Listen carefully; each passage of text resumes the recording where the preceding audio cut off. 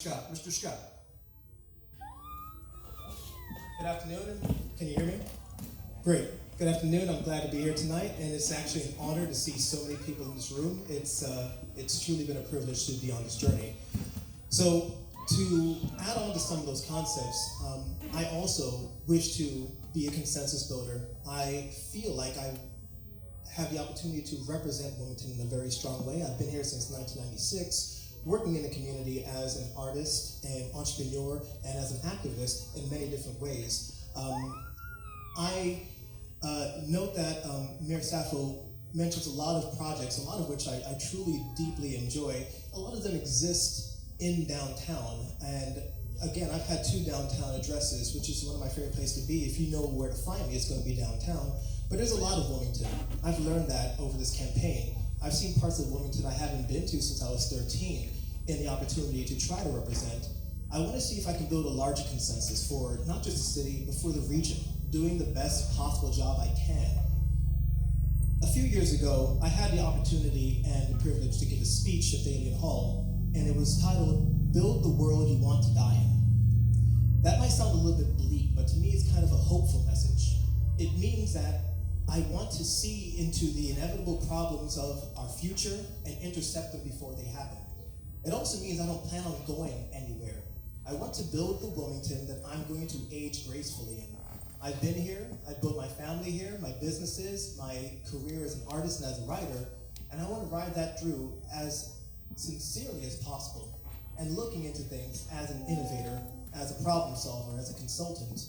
I want to make this be the place it truly deserves to be for as long as possible. And that's why it's been an honor and a privilege to be along this journey, to speak to as many people as I've had the opportunity to work with the wealthy, to work with the underprivileged, and to try to bring the most sincere type of consensus possible. Thank you. Thank you, Mr. Scott. And now we will move to the candidates for City Council. 1 minute for their opening statements. And we will start first with Mr. Neil Anderson. Mr. Anderson. Hello, my name is Neil Anderson. I'm glad to be here. Look forward to tonight. I've served on council now the last 8 years. I'm very proud of the public service I've committed to and done on council, as well as I've served on the Metropolitan Planning Organization, that's the DOT, our liaison to the DOT, the Cape Fear Public Utility Authority, Legion Stadium, etc. I've been very exposed to just all kinds of every level of our city government. I've been a pragmatic, common sense council member, always looking for always looking for compromise, realistic, reasonable compromise, and seeking that among my fellow council members. I think this council we're on now has been effective and very impactful, and I look forward to another term with the same results. Thank you, Mr. Anderson. Next for his opening statement, we will go to City Council candidate Matt Coyle. Mr. Coyle.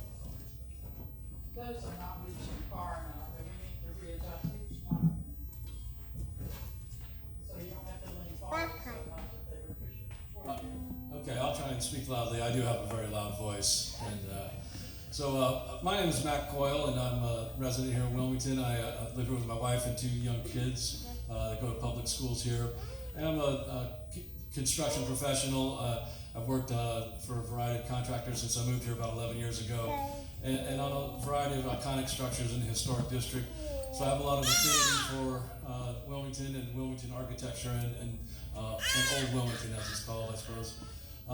And I'm running for 3 primary reasons. One, I want to bring a balanced viewpoint to the council, including ecology with our consideration in economy. And I mentioned I'm a construction professional. I'm also an inventor and small business owner. I manufacture portable solar generators, and I'm advocating that the city embrace the coming electrification and shift to all sustainable and renewable energy technologies. So those are the kinds of viewpoints that I want to bring to the city council. And the other reason I mentioned I'm running is, well, I'll get into it in the rest of it, but please consider voting for me, Matt.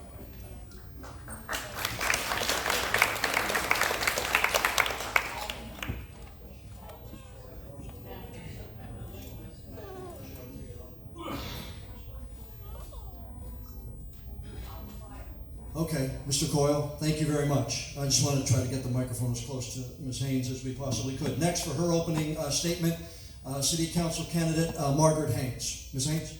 Thank you. I don't know if there it goes. Can you hear it, Ms. Bondurant? Okay. I'm Margaret Haynes, and I grew up in North Carolina, born and raised in Durham, and I have an undergraduate degree in in government, and I have a master's of public administration, which is a degree that town managers and people have that are in this field.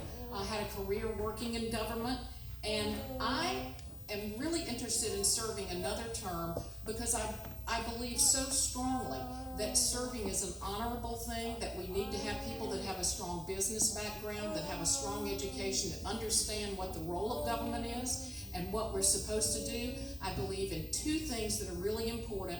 One is citizen participation, and the second thing is transparency. We're not doing something to people, we're doing something for people. This is government of, by, and for the people, and I believe strongly in that. We have done a lot of things. The mayor and others have already given you sort of a laundry list of those things. I think it's very important as we move forward in the next 4 years to try to implement the citizens' plan. Thank you, ma'am. Next for his opening statement, City Council candidate Paul Lawler. Mr. Lawler. Thank you. And I'd like to thank Roe for putting on this forum, and I'd like to thank all of you for coming out. I wish we had more of these forums, but thank you very much for your interest in your government. My name is Paul Lawler. I am also a native North Carolinian, growing up in Charlotte, and then going to North Carolina State, living in Raleigh for a long time. And along the way, I also traveled a great deal around this country. I also lived in some other cities around the country. And I think it's because of that experience I am so convinced that Wilmington is in a great position to really prosper in the future, so that we can have the growth we're having, but have it in a way that benefits us, that we can provide a stronger and more dynamic economy that benefits all of our citizens, so we can address some of the challenges and meet some of the challenges ahead of us. Affordable housing, water, all of those things, I believe, are something we can deal with. And I appreciate your vote so I can serve another term and work on some of those things. Thank you. Mr. Lawler, thank you. Next for his opening statement, we will hear from Wilmington City Council candidate Scott Monroe. Mr. Monroe. Good evening, everyone. Thank you so much for being here tonight. My name is Scott Monroe. I'm a Marine veteran, still in the Marine Reserves as a major logistics officer. I'm a father of 3 young children, 6, 4, and 1. My eldest goes to Gregory, just down the road. I am a former city firefighter, 7 years with the Wilmington Fire Department. I'm a public servant. I've spent my entire professional career as a servant, whether it was serving the country overseas in Afghanistan or as a firefighter on the streets of Wilmington. 2 years ago, I had the opportunity to leave the fire department, which I never thought I'd do, but now I run a small technology company, and I now have the background of a businessman, and now in a position where I can get in there as a leader for the city, fix the problems I saw, and be a part of the solution. I don't have a partisan agenda. I'm a public servant. I saw what happens on our streets. I saw where we spent money and didn't spend money, and now I want to be a part of the team that fixes it. Thank you. Next for his opening statement this evening, Wilmington City Council candidate Harry Smith. Mr. Smith. My name is Harry Smith. Is it working? We cannot hear you.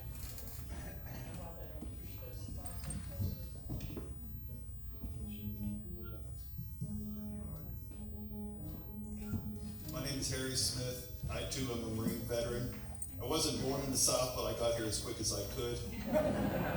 So my concern is, and my big push is for voting districts in the city of Wilmington. We have a lot of geography here, and we have a lot of separate neighborhoods, almost like little suburbs. And I think each one of them has its own unique greatness and its unique problems. And so what I'd like to see is a little more representation through the 41.5 miles of the city versus everything concentrated on what we want to do for downtown. I love downtown, I live downtown, but we have to take care of the rest of the city I have a friend that lives on 12th and Orange, has a business over there, and he has fences on his windows because he has to. We wouldn't accept that in other neighborhoods, but for some reason we accept that in his. And so I think that if there was representation in that neighborhood, or if there was representation in Mayfair, maybe we would have to do a little more negotiating, a little more talking. So please vote for me. Thank you, sir. Next, for her opening statement this evening, we will hear from Wilmington City Council candidate Kim Spader. Ms. Spader? Hi, my name is Kimberly Spader. I am a social worker here in Wilmington. I own my own private practice, so I'm also a small business person. I'm actually running for two main reasons: to address affordable housing and to address public transportation. I feel like those are two incredibly vital pieces of a thriving city. I actually do live downtown, and I own a rental property downtown, so I have vestige downtown, but I tend to agree that we need to continue looking at the rest of the city and make sure we spread our interests throughout the entire city. But I'm very much looking forward to the rest of this forum and your questions. And my name's Kimberly Spader again, and I'm running for city council. Thank you.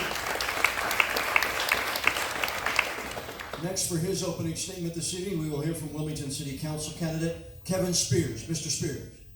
Good evening, everyone. My name is Kevin Spears. I am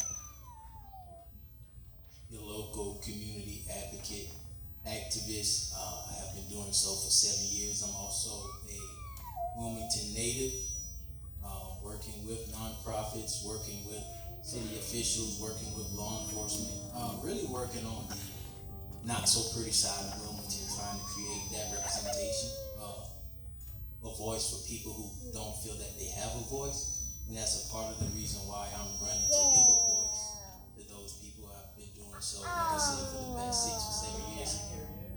6 or 7 years unofficially. And just want to make this thing official. Want to give a voice to the voiceless. Want to put my body of work really up against anybody who is willing to run for anything in Wilmington, or willing to say that they do work in Wilmington. So I ask for your vote. My name is Kevin Spears. Thank you for that.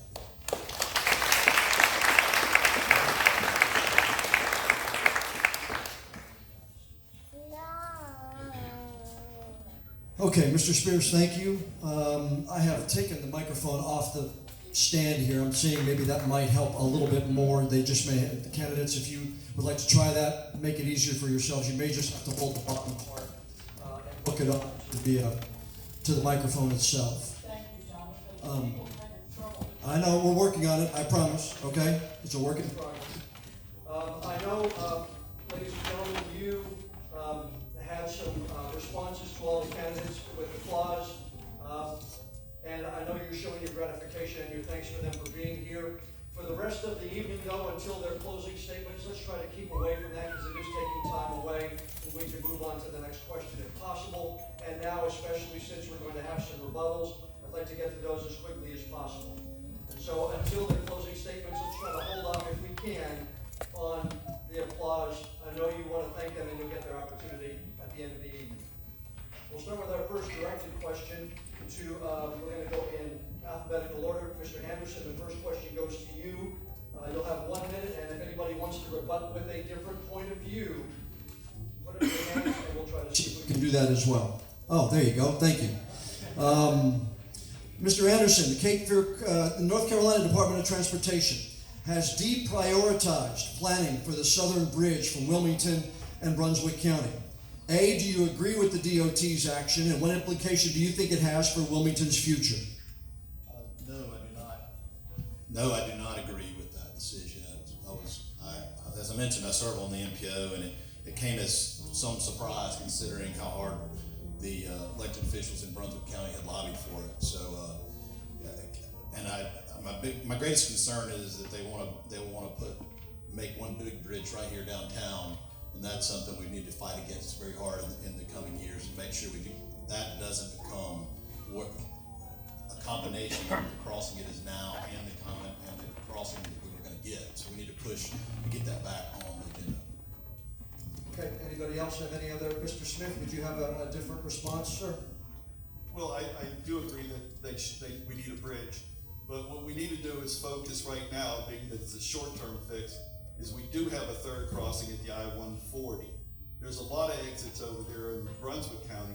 What we need to do is make it a more accessible pathway on the Wilmington side, so that it becomes a viable option to get across the bridge and to get across the river until they can come up with a better solution. Right now, I came across it just the other day just to see how it works. If you dump out onto Castle Hayne Road, or you dump on... Thank you. Mr. Saffo, you want to respond as well? I just want to say that what we're looking at is 112,000 cars a day if we don't have that southern bridge. And if you push all the traffic to the Cameron Bridge, of which Mr. Smith just indicated, you're going to force all of that traffic that's coming back into the city of Wilmington, going to the hospital, going to their jobs through the city of Wilmington, which will create a much more traffic congestion in our city. The Southern Bridge is critically important. Every study said we've got to have it. It's got 66,000 cars per day. It will be the most expensive transportation project in history when it's built, but so was the Memorial Bridge. And if we don't do it, we're going to have traffic right through the middle of our city, a freeway, and a lot of it's going to dump right here in the historic district. It's going to go on South Front Street, and it's going to go right up the middle between Dawson and Worcester, and it's going to be a freeway. We can't have it. Thank you. Thank you. Any other responses? Okay, if not, we will move to the second question, and we will give the question, Mr. Coyle. The question is to you, sir. Affordable housing is the issue. Hurricane Florence heightened the realization that housing for those below the area median income is scarce. Do you think the affordable housing is a problem that local government needs to address? And if so, how? Yeah, I think it is something that local government can and should address, and has been addressing. Matt, can you hold that bottom part? There you go. Now try it again. Okay, can you hear me now? Good. Start all over again with the time, please. Okay. Yes, I think that is something that's an appropriate role of local government, is to try and help the community be met in a holistic way, so that we're taking care of everybody in the community. But I don't think it's really something we should apply pressure on development or on developers. I think it's really looked at it in terms of a statistical average of income to cost of housing, and so we can apply pressure in how we contract with the city vendors and with the city employees. And I think driving up the wages with an increase in a commitment to a higher living wage for the entire community starts with the city government. So. Thank you, sir. Any other responses? Mr. Monroe, you would like to respond, please? A couple key points here is that it's absolutely essential, and there's lots of ways to talk about it if you follow the book, but let's talk about workforce housing and what it can mean for our community. The ability to have workforce housing, whether it be for our firefighters, our police officers, our city workers, the ability to keep those employees in the city where they work, to be able to serve the community, does us all good. And as a policymaker, we absolutely need to have initiatives that, whether it be smart zoning, speeding up processes, approval processes for developers, there's things that we can do as smart policymakers to ensure that affordable or workforce housing is available. Thank you, sir. Any other responses? Mr. Spears, you would like to respond again? Sir? I like to take it a step further and think not only do we want to focus on workforce housing, but we want to focus on low income housing. We want to focus on people who want to be in the city, but who are seemingly being pushed out. So when we disrupt these places, where are we sending these people, and are we concerned with where they're going? Thank you, sir. Mr. Anderson, you'd like to respond, sir? Well, I just hold on. I'd just like to let everyone know that this council is working hard on that, on affordable housing. If you're familiar with the project we're engaged in on Castle Street, it'll be the first vertical Habitat for Humanity construction done in this county and that I know of. So that's innovative. And then second, we're working with developers to come up with an ordinance to where they can either contribute to a fund to help build housing, or they can get higher density, perhaps another 4 if they make 10% of their project. Okay. Thank you. Number 3 question will go to Ms. Haynes. Ms. Haynes, the Independence Boulevard extension, NCDOT engineers have proposed extending it to Martin Luther King Boulevard on a berm rather, 30 feet high and 300 feet wide. In your mind, does this plan conform to your vision for Wilmington's future? Absolutely not. I think that while Independence Boulevard certainly needs to be widened, it needs to be able to deal with traffic much more, putting a 35-foot berm and dividing the city in half, where the residents on both sides of that berm will not be able to access that street, is an absolute mistake. And I do believe that it should be improved, but it should be improved at ground level. They should put this off until we get the railroad realignment project completed and move the train, the 32 stops in town, across the river, and then we will be able to move that project forward at ground level. And it's a project that needs to be done, but it needs to be done properly.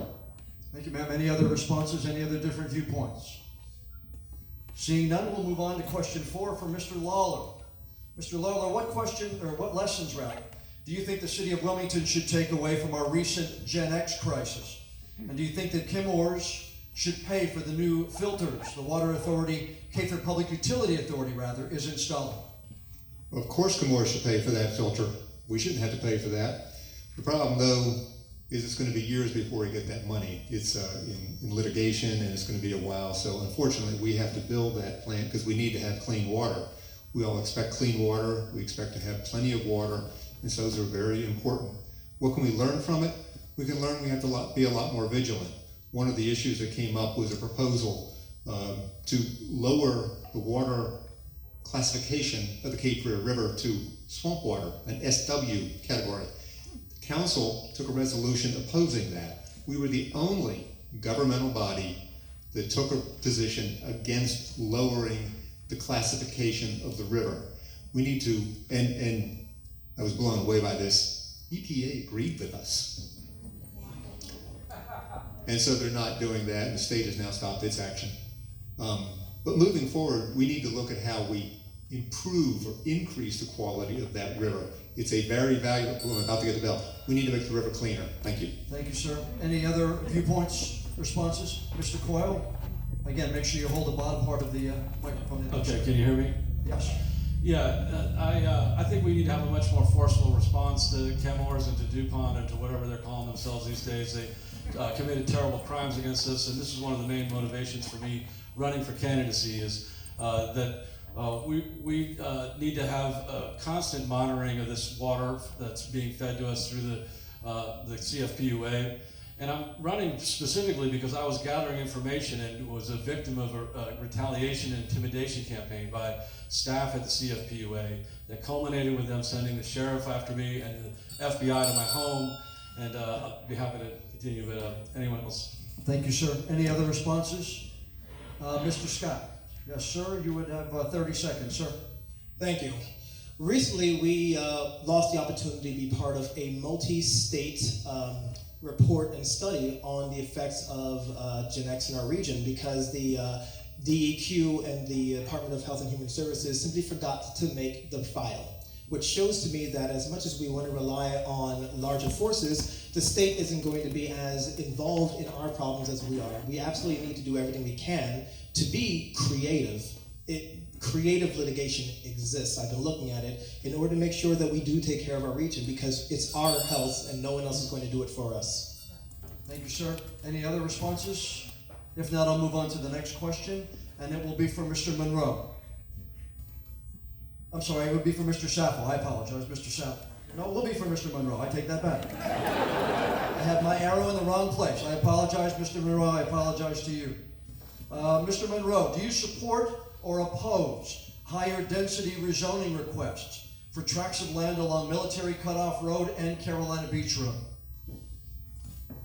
Higher density, it depends on the project. Now, if we can work with certain developers where we can have density for, like we talked about, affordable housing or workforce housing, if there's certain projects that we can allow development that includes those, I would consider those. Military and Eastwood, military cutoff where we have higher density. I don't think it's absolutely necessary. We've done a decent job out there on military cutoff, and the council has done a good job holding them accountable. One important thing that we absolutely need to do is hold them accountable on their streetscapes, on their trees, on what the property looks like. Does it fit the values and the image that we want to see? And I think those are the things that we absolutely need to hold those developers' feet to the fire on. Any other responses on the higher density development? If not, we will go now to Mr. Sappho. If we go in alphabetical order, Mr. Sappho, the current city's budget will pay more than $600,000 to various public service agencies like Habitat for Humanity and channel another $174,000 in federal grant money to those groups. Do you agree that the city should support nonprofits in this way, or do you have a better way? No, I do believe they should support them in that way. The city has an action that says that we will spend about 1.5% of our general fund budget for nonprofits, because we believe that when we work with nonprofits, we can leverage with the nonprofit in different aspects of what they're working on, whether it be affordable housing, whether it be something with the environment, whether it be something with trees, anything that we can work with nonprofits on, where we can leverage the taxpayers' money and work with them, but also audited them and make sure that the nonprofit is strong and viable and can raise its own money. I think it's a good thing. That's where you partner. That's a good public-private partnership or nonprofit-public partnership. And I think it benefits us in many ways around the community, and we support a lot of good nonprofits in our community that do a lot of good work year in and year out and have been for a number of years. Thank you. Anybody else on the way the city gets funding to nonprofits? If not, we'll move on. And Mr. Scott, I'll ask you the next question.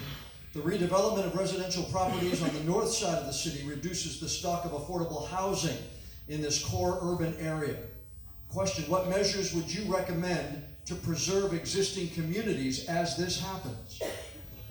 So what we're talking about is essentially gentrification. So let's just use that word. Gentrification isn't a problem. The problem is when one culture makes changes and effects for another community with its own existing culture. I think that by every single measure, we have two things. One, we need to make sure we actually speak to affordable housing through our policies. If we say it's a priority, we need to act like it's a priority at every single cost. And two, we need to figure out ways to protect neighborhoods and communities by giving the individuals within communities a chance to buy into these projects. And again, those things exist, those policies exist. When you are a shareholder, a board member, a purchaser within these new projects, well, guess what? Now you have ownership, now you're not being moved out, and now you have a chance for your own economic mobility. This gives us wages, this gives us a chance for economic growth, and this actually helps alleviate the problem with affordable housing as well, because it is an economic mobility problem.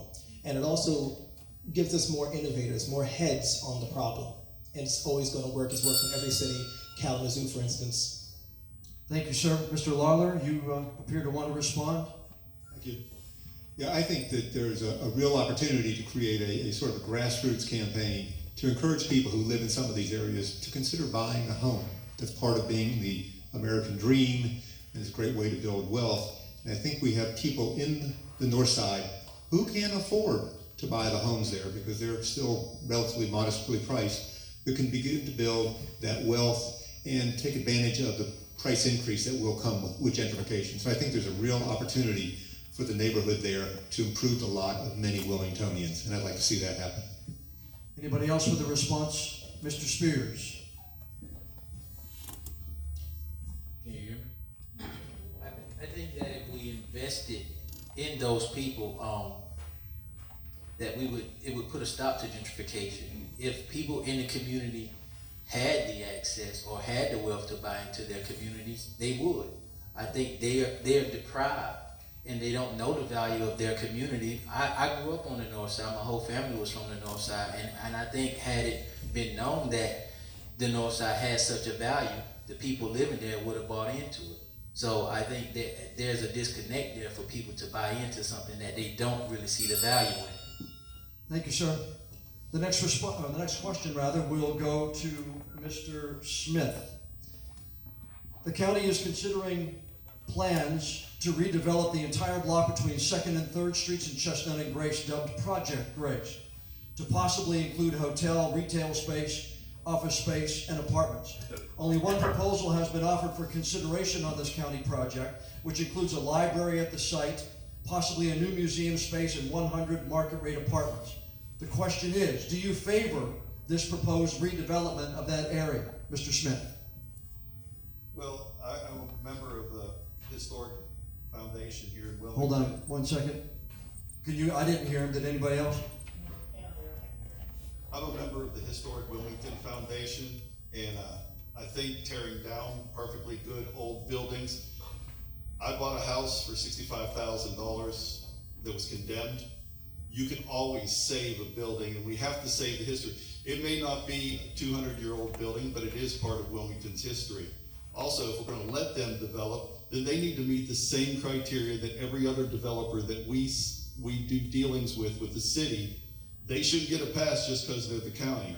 We should hold their feet to the fire just like any other developer that wants to come in and buy an entire city block. That's a big, big commitment.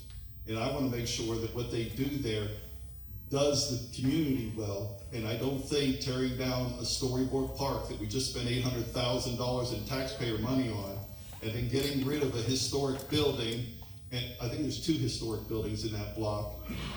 And if you can't make money on the parking garage that's there, you're going to spend all this money to build a new parking garage? The logic isn't there. Thank you. Any responses? Mr. Sappho and then Mr. Scott. Well, first of all, I believe that because of the partnership that we've created with the county in regards to the Affordable Housing Commission and Coalition that we've created, there's an opportunity to bring affordable housing to that particular site by the city and the county working together. Because without the combination of the local governments, it won't happen, number one. Number two, I think a better design, especially of the preservation of the historic structure on 2nd Street, is a must. We have championed preserving historic structures, and I think you can incorporate that into any kind of rebuild there. Obviously, we shopped at Beltberries for years. I would love to see a reuse of that building, and I think it could be, and we've seen a lot of that in practice as of late. Thank you, sir. Mr. Scott, your response, sir. So the first problem that the project is largely county driven, so there's only so much championing you can do there. I think the big problem I see is the designs, if you've seen it, doesn't offer affordable housing. It doesn't afford access. In fact, the people who need the library most are going to be de-incentivized from going there. Imagine walking to a library as an underprivileged person and is surrounded by golden ivory towers of condos. You're not going to feel welcome, and you actually won't be welcome. We need to think about access, transparency, and actually making sure there are no barriers to entry for public's uses. And, to ditto the mayor, affordable housing would be a greater opportunity than those condos. Thank you, sir. Thank you, sir. Our next question will go to Ms. Spader. Ms. Spader, opioid deaths continue to plague southeastern North Carolina. What measures should the city of Wilmington take specifically to help address this epidemic? The city of Wilmington would do itself well to invest in mental health availability for all of its city members, and also mental health education. I think. Go ahead. Can everybody hear her? Okay, go ahead. I'm sorry, ma'am. So there's a lot of factors when it comes to addiction. There's no real one way to go at addiction, but I'm obviously a mental health professional, so where I'm going to be thinking initially is going to be mental health. One, we need to start thinking about getting mental health education and treatment in schools so that every young person has access to understanding when their mental health isn't functioning very well, and when maybe they need to ask for more support, and then they need to have a place to go to get that support. That would be the main way that I would start focusing on how to get the city involved in the opioid crisis. Any responses? Hold on 1 second, Mr. Mayor. I want to give somebody who hasn't responded a chance first. Mr. Monroe, you can respond. So what I'll say here is that I'm one of the few, if the only candidate that's been on the streets that's given Narcan to patients. More than one occasion. I've seen the trauma inflicted to the families and treated patients where I've seen children's pictures in the background, and I've treated on the other side victims of accidents and very, very terrible situations. And that will lead me as a policymaker. We need Narcan on the streets, we need public-private partnerships, we need funding to fix this problem. It's affecting our city in many ways. Ms. Haynes has not responded yet. Mr. Seff, I'm going to give her the chance. Ms. Haynes. Well, I'm probably gonna say pretty much the same thing the mayor would say. Okay. When this was pointed out that we were 0.0 for this, the mayor took a leadership position and established a roundtable and brought people from the treatment areas, from the state legislature, from local governments, everywhere, to come together and to come up with a plan. And they did that, and we established a pilot project that we got the General Assembly through a lot of hard work and work on the part of the city to get the General Assembly to give us $500,000 for a pilot project, which has been extremely successful. Okay. Any other responses? Mr. Sappho, you had wanted to respond. I just want to say real quick, this city with the county was one of the first cities in the country to sue the drug manufacturers and distributors of opioids because they violated the Substance Control Act of Congress that would distribute these opioids to our community for over 15 years. And we took it on. And we are going to be part of the largest settlement in U.S. history when this is over and done with. And you have already seen the Sackler family has already filed for Chapter 11 with Oxycontin. But this is a big issue, and this city council has worked diligently with our state legislatures, with our legislatures in Washington, to come up with solutions to these very difficult problems. Thank you. That's the three responses that we've had to that question. Next, we'll move on. Mr. Spears, I'd like to ask you the next question, sir, if I may. Do you think there's adequate parking to access the amenities and the businesses that exist between the two downtown bridges? If not, what would you do to increase access to parking downtown? I was expecting a tougher question than that. The answer to that is no. For the people who live downtown, parking is an issue. For the people who want to visit downtown, parking is an issue. And we have those parking decks, and they're underutilized, and I guess it's like the chicken and egg. We don't know what to do first. You know, I don't know how we advertise parking in the parking decks, and you know, I guess it's just I guess the question is tougher than I thought it was. You know, I don't know. You know, we're running out of space in Wilmington, and you know, when about this time or about an hour or so, downtown Wilmington gets so busy. And I know you residents of Wilmington, you wanna, you know, chill and relax for the rest of the day. But you know, there's another part of the town that's looking to enjoy what Wilmington has to offer. So you know, I don't really have a solution to that outside of just. Okay, thank you, sir. Any responses? Mr. Coyle, you have not responded yet. I'm going to give you the first chance. I think you know, the parking issue is a symptom of the overall growth of the area, and one of the ways in which we could be addressing it is to have a new approach and a new point of view about regional development. You know, if we had more, if we had regional development and regional transportation that reached out across the river, that can connect these communities that want to be part of the downtown culture in Wilmington, that it provides to the other cities in the area. We need to start planning for that, and that means a shift in our attitudes and our perspective.